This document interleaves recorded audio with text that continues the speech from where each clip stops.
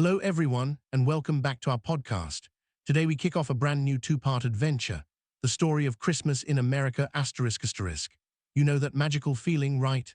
The twinkling lights on houses, the smell of pine trees and cinnamon cookies, kids jumping out of bed way too early, carols playing softly, and families squeezed around a table laughing over too much food. For so many people, Christmas feels like the warmest hug of the year. But how did this holiday, full of Santa, decorated trees, wrapped gifts, and midnight church services, become such a huge part of American life? In my opinion, the American Christmas is one of the most beautiful examples of how a country can take old traditions from all over the world, mix them together like a big holiday stew, add some homegrown creativity, and turn it into something uniquely joyful and welcoming. It started small and strict, grew wild and commercial, and somehow kept its heart, the idea of love, giving, and togetherness.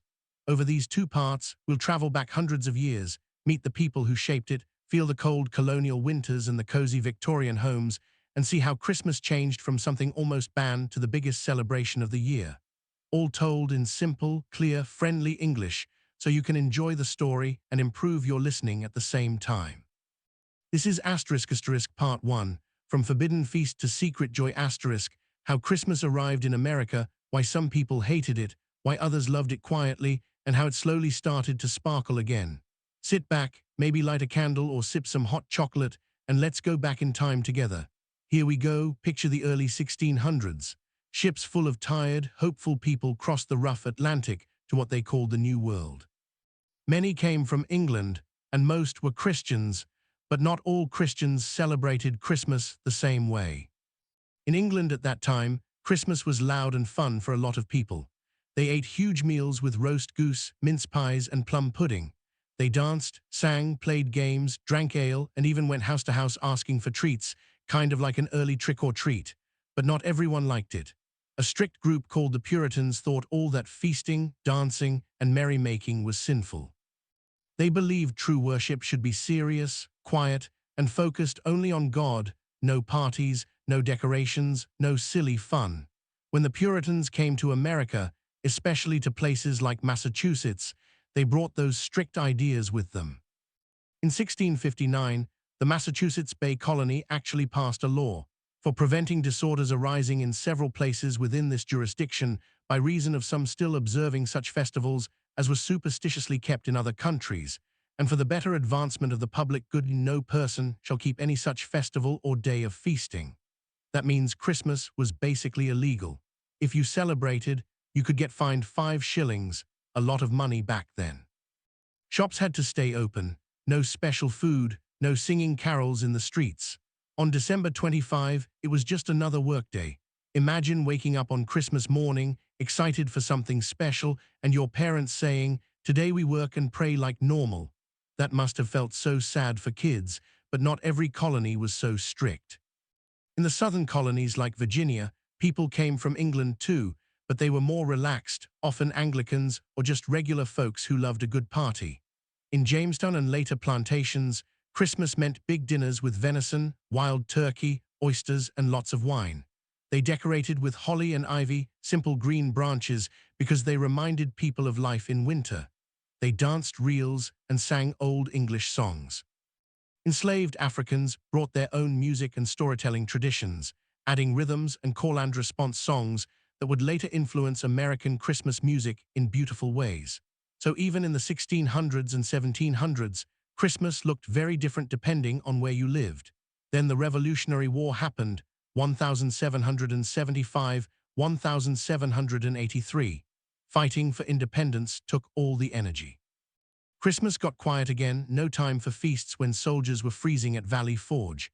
But after the war, when America became its own country, people started feeling proud and free to do things their own way. Slowly, old customs crept back. By the early 1800s, German immigrants were arriving in big numbers, especially in Pennsylvania, Ohio, and the Midwest. Germans loved Christmas. They brought the most important thing of all, the Christmas tree.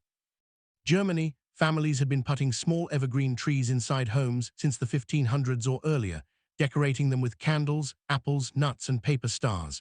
They told stories about Martin Luther seeing stars shining through fir branches one Christmas Eve and wanting to bring that beauty indoors, When German families settled in America, they kept the tradition. At first, other Americans thought it was strange. A tree inside the house, won't it make a mess? But kids loved it.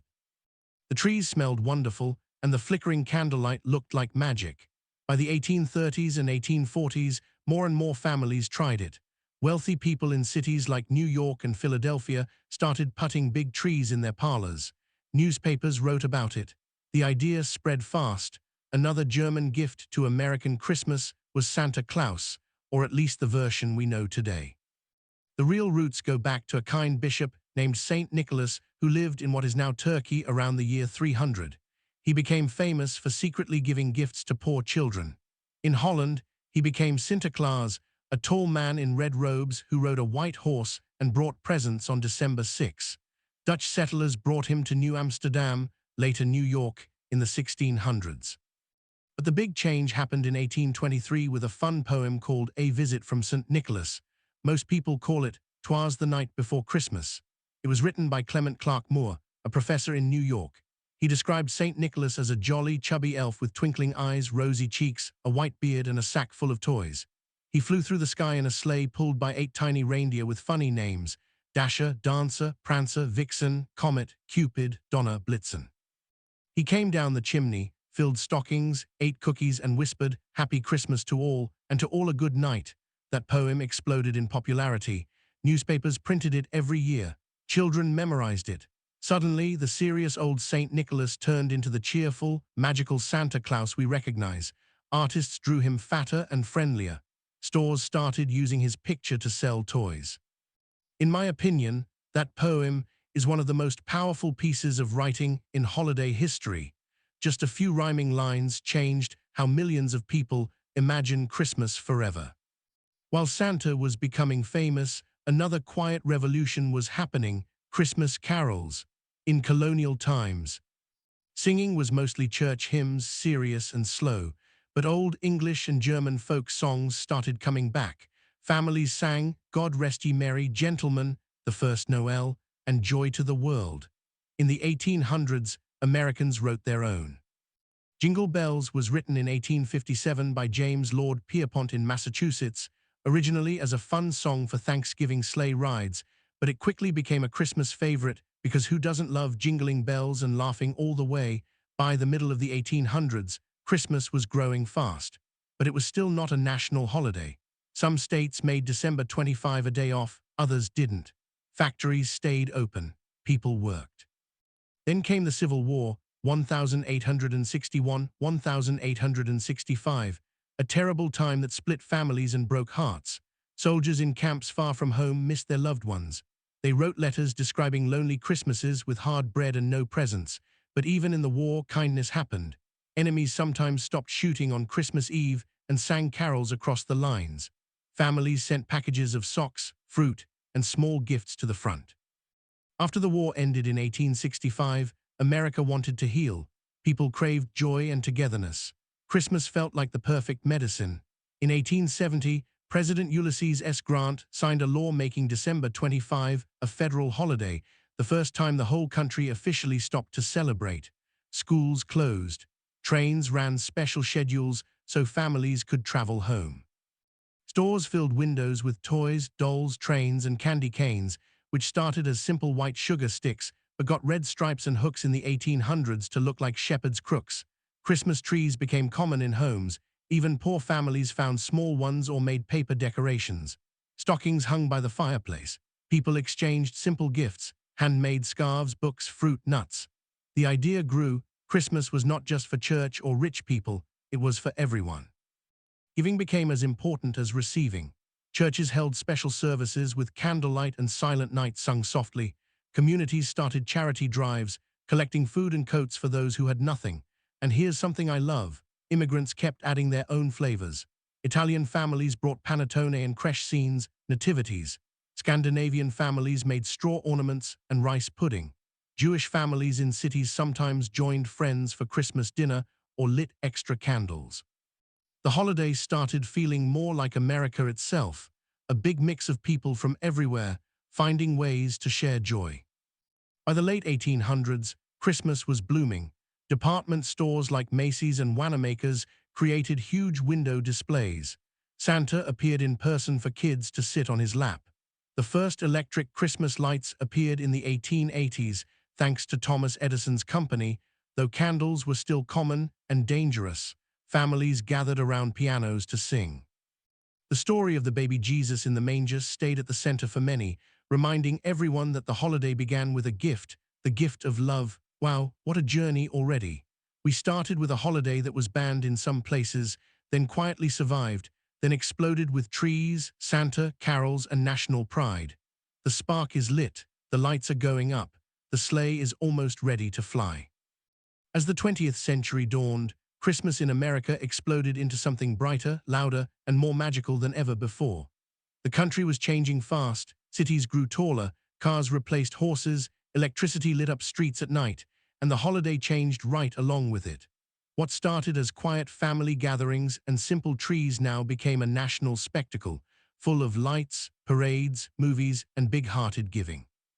In my view, this is when Christmas really became American, a perfect blend of old-world warmth, new-world excitement, and that unstoppable spirit of making things bigger and better for everyone. One of the first huge steps happened right at the start of the century. In 1900, electric Christmas lights started appearing in a few fancy homes.